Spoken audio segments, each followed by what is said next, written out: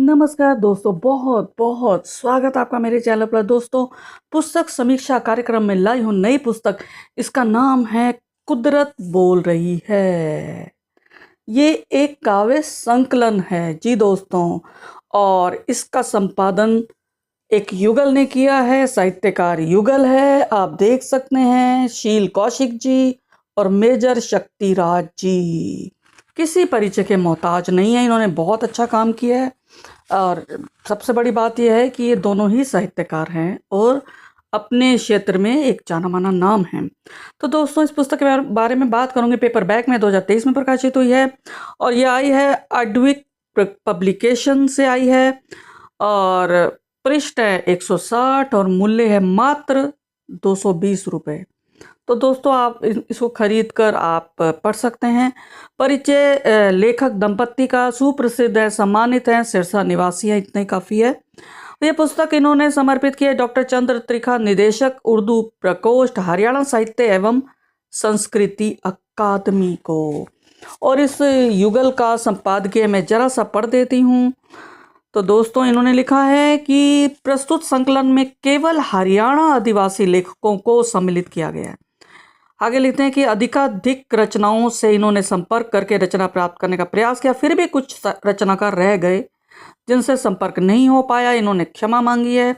इन्होंने कहा है कि आशा पर्यावरण जैसे गंभीर और सार्थक विषय पर पूरे देश को संदेश देने का हरियाणा के रचनाकारों की इस पहल कदमी का चारों ओर स्वागत होगा, अवश्य होगा।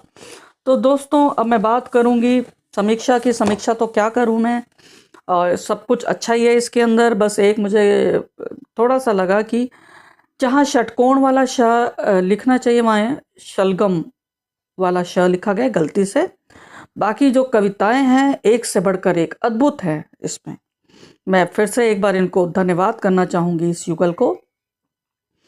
तो इसमें काव्य की विविध विधाओं के माध्यम से प्रकृति के सौंदर्य, पीड़ा, गुण, पुकार और संरक्षण हेतु निवेदन इसमें कहा गया है, इसमें दिया गया है। हरियाणा के 80 रचनाकारों ने इसमें काव्य पंक्तियों में इसे गूंथा है, जिसका उद्देश्य मानवता को सचेत करना है, ताकि मानव प्रकृति का संरक्षण करे, उसका पालन पोषण करे, उसके प्रति संवेदनशील हो।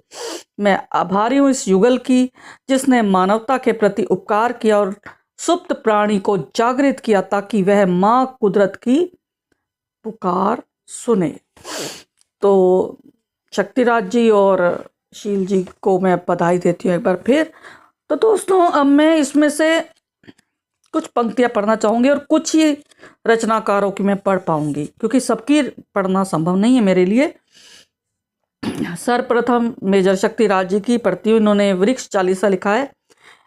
इस दुनिया में पेड़ ही सब खुशियों की खान, जो दिल से माने इसे वह इंसान महान।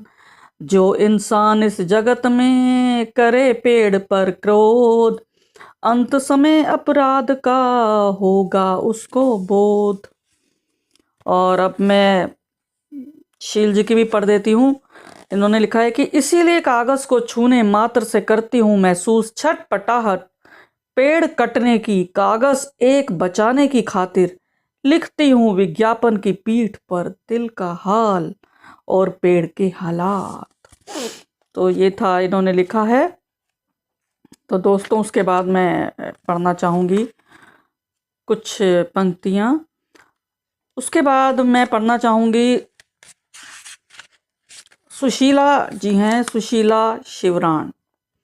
इनका एक दोहा है, धरती अंबर वृक्ष जल पवन जीवन आधार, अंधा लालच कर रहा जीवन का संहार।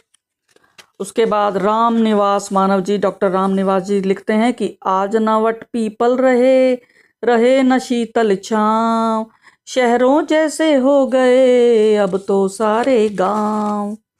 तो आप देख रहे हैं दोस्तों कितना अच्छा लिखते हैं। डॉक्टर शमीम शर्मा लिखती हैं कि हमारे हाथ ही बेटियों के भ्रूण के खून से नहीं सने, बल्कि हमने मुंह भी काले कर लिए हैं।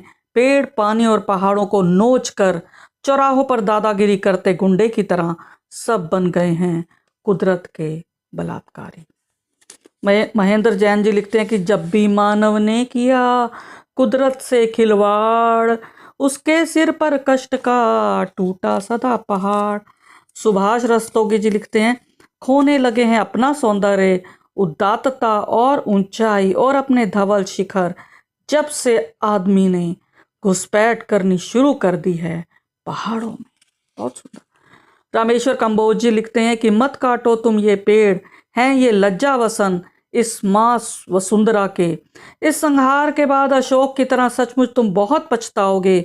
बोलो फिर किसकी गोद में सिर छुपाओगे, शीतल छाया फिर कहां से पाओगे।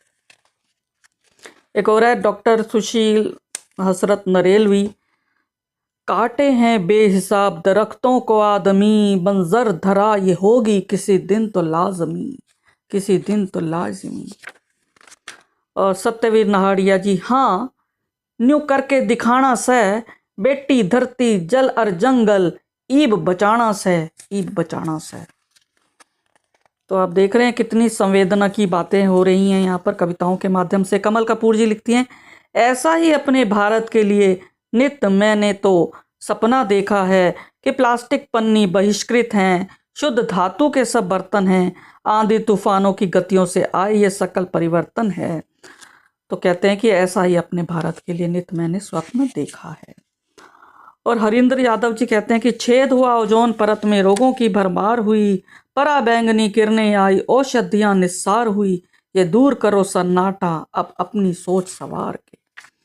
डॉक्टर इंदु गुप्ता कहती हैं कि भूजल का स्तर लगातार हो रहा कम, वृक्ष पशु पक्षी इंसान है प्यास से बेदम, इधर उधर भटक रहे तड़पते लाचार, तेजी से धरती को चढ़ रहा बुखार। और वेद व्यथित जी लिखते हैं, डॉक्टर वेद व्यथित, कि कितना उत्सर्जन करते हैं, कितनी ऊर्जा खा जाते, केवल थोड़े से सुख हेतु पूरा जंगल खा जाते।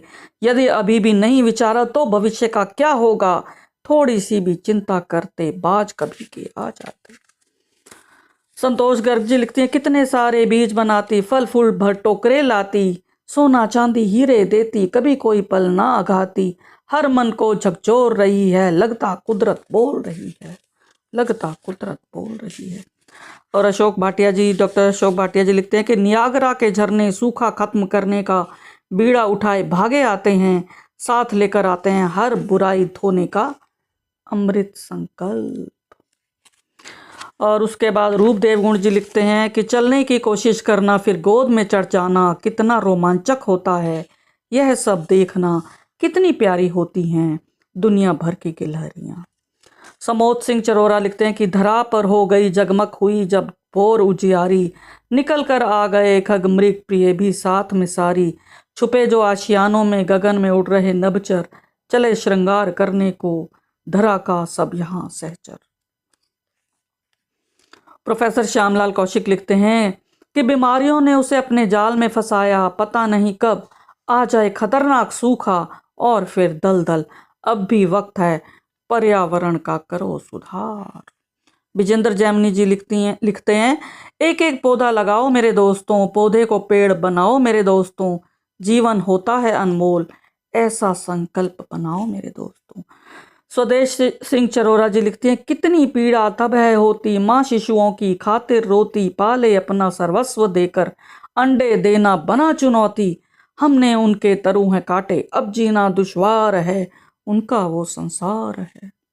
ज्ञान प्रकाश पीयूष जी कहते हैं लाए कहाँ से पेड़, अघोरी मौसम है, दहकता अग्नि कुंड तप तुम्हारे तेज का, है सहन शक्ति का चमत्कार, शीतलता आत्म शांति की, जिसे रहे सृष्टि को बांटा। लाडो कटारिया जी, लाडो जी तो बहुत सेवा करती हैं प्रकृति की, मुझे मालूम है। तो लाडो जी कहती हैं कि पुष्प प्रकृति की सबसे सुंदर कृति और सबसे श्रेष्ठ उपहार, ये तो मन की मुस्कुराहट, इनसे है कुदरत का श्रृंगार। सुनीति रावत जी कहती हैं कि चलो धरती के किसी छोर पर खोजें हरियाली का एक द्वीप, जहां दूर दूर तक फैले हों घने जंगल, परिंदों की चहचहाट से भरे फैले हों हरे भरे मैदान। बहुत सुंदर। वीणा जी कहती हैं, वीणा अग्रवाल जी की नदियाँ पर्वत और मैदान, इनमें बसता हिंदुस्तान, जर्रे जर्रे में भगवान, यह क्यों भूल गया इंसान। कमंडी लाल जी देखें क्या कहते हैं। उन्होंने कहा है कि बैंड और लाउड स्पीकर सब धीमे स्वर में रहे चलाते और वाहनों में साइलेंसर लगवा ले हम आते जाते, शोर प्रदूषण को दफनाएं, सुंदर पर्यावरण बनाएं।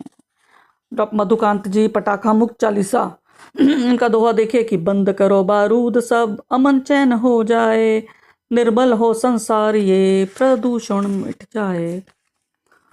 तो दोस्तों अभी बहुत कुछ छोटा मोटा पढ़ देती हूँ मैं फटाफट। ओम प्रकाश काद्यान जी कहते हैं, आओ मिलकर पेड़ लगाएं, उम्र घट रही है हमारी, सांसें हो रही हैं कम, रुग्ण हो रहा है तन मन, खुली हवा में सांस लेने को वातावरण को खुशहाल बनाएं। और कृष्ण लता यादव जी लिखती हैं, अफसोस हमने इस तथ्य को भुलाया कि गंदगी के ढेर रोगों को देते हैं बुलावा, बजाना होगा हमें स्वच्छता का साज, तभी सजेगा श्रेष्ठता का ताज, लाभ होगा मुझको आपको सारे समाज को। सरोज दैया जी कहती हैं कि लालच के वश दोषी बनता उससे छुटकारा पाएगा, तेरे लालच के हटने से पर्वत नदियां बची रहेंगी। रोहित यादव जी, जहरीला मौसम हुआ बना मौत की झील, पर्यावरण विनाश से लोप हो गई चील। राजकुमार निजात जी, हिंद हमारा स्वच्छ हो स्वस्थ रहे परिवेश, गांव शहर देहात तक फैले यह संदेश। तो दोस्तों बहुत कुछ पढ़ दिया मैंने। माधव कौशिक जी कहते हैं, हवा ने छीन लिया अब तो धूप का जादू, नहीं तो पेड़ भी पत्तों से प्यार करता था। प्रोफेसर अमृतलाल मदान, संभले जो कुदरत तभी बेहतर होगा, वरन रोगों से जीवन यह बदतर होगा, ओजोन की परत न क्षीण होने पाए, पर्यावरण संतुलन ही सुखकर होगा। प्रवीण पारिक अंशु, अब तो सावन भी हुआ आने को बेताब, खुशबू देने आ गए गेंदा और गुलाब। और अंत में मैं अपना भी पढ़ देती हूँ 2-4 पंक्तियां। मैंने लिखा है ग्लोबल वार्मिंग पे लिखा है कि समय रहते चेत जाओ, पत्थरों तले पेड़ों को अब और ना कुचलाओ, अब और न दफनाओ, वरना नष्ट होंगी बस्तियां, चाहूं और दिखेंगी हस्तियां, खाकसार होंगी हस्तियां, धू धू चलेंगी मस्तियां। तो दोस्तों समय रहते चेत जाओ, पत्थरों तले पेड़ों को अब और ना कुचलाओ, अब और ना कुचलाओ। तो दोस्तों धन्यवाद। आपको कैसी लगी समीक्षा कमेंट करके ज़रूर बताएं, और चैनल को सब्सक्राइब नहीं किया तुरंत करें, बेल आइकन दबाएं। फिर मिलेंगे अगली कड़ी के साथ, तब तक मुझे आज्ञा दें, धन्यवाद।